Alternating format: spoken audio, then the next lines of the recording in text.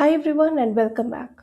What if I told you some of the biggest accidental leaks you have seen weren't accidents at all? That blurry product photo, that insider scoop, that oops, someone posted too early moment, yeah, a lot of it is intentional. Today I'm breaking down the leak strategy, how brands pretend information escapes and turn it into massive PR wins, and more importantly, how you can use it without getting burned. So let's get one thing straight before we proceed. A real leak is chaotic. A strategic leak is controlled chaos. The best PR teams don't just react to attention, they manufacture curiosity. And the leak strategy sits right in that sweet spot between secrecy, speculation, and storytelling. It's not about giving everything away, it's about giving just enough to make people obsessed. So let's understand what leak strategy is. The leak strategy is when a brand intentionally releases partial or unofficial information but makes it look like it wasn't supposed to happen.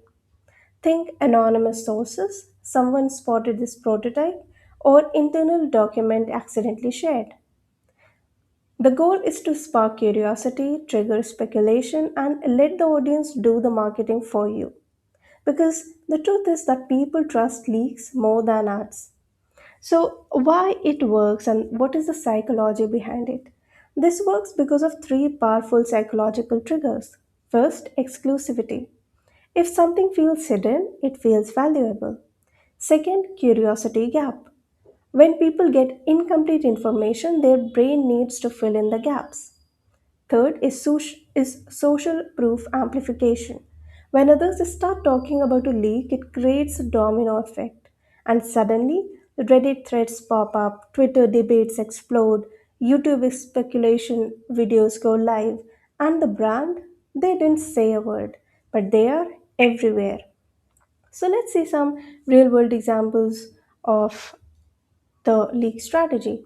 Now, the first example is accidental, that's what they call product sightings.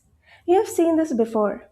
A random person spots a new product in public, takes a low quality photo, and posts it online.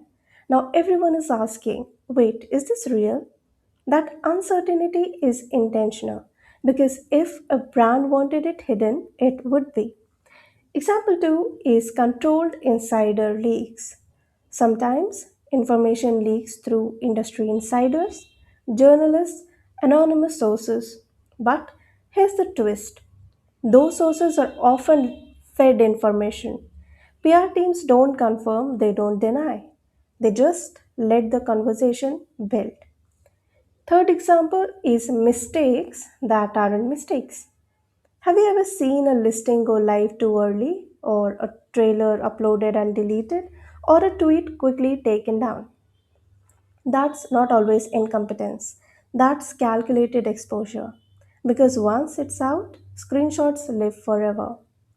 Now, how PR teams execute it? This is the tactical part, and this is how smart PR teams actually pull this off. So, step one is to decide what to leak. Not everything should be leaked. You want to leak something intriguing but incomplete and open to interpretation. Think of features, visuals, or hints, not full announcements. Step 2 is choose the channel. Where the leak appears matters a lot. Options are vast and includes niche communities like Reddit or any other forums, mid-tier influencers, anonymous accounts, industry insiders. And the key is it shouldn't look official.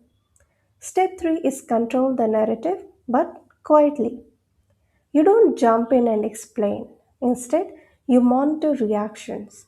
You subtly guide conversations. You amplify indirectly. Sometimes even competitors help spread it. Step 4 is time the official reveal. Here's the payoff. By the time you officially announce, people already know about it, they already care about it, and they already have opinions about it. So you're not introducing something new to them, you're closing the loop. Now, there are certain risks associated with it. This strategy is powerful, but it's not risk free. Here's where it can get backfired. If the audience feels manipulated, if expectations gets too high, if the leak looks staged, if legal or compliance issues are involved, the moment think the moment people think it's fake, you lose trust, and in PR, trust is everything.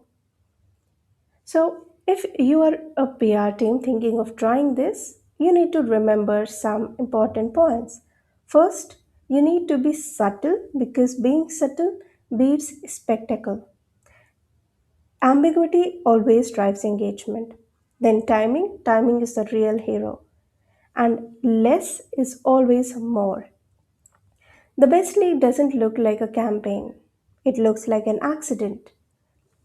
So, next time, whenever you see a leak happening online, ask yourself, was this really accidental or was it perfectly planned? Because now you understand the difference.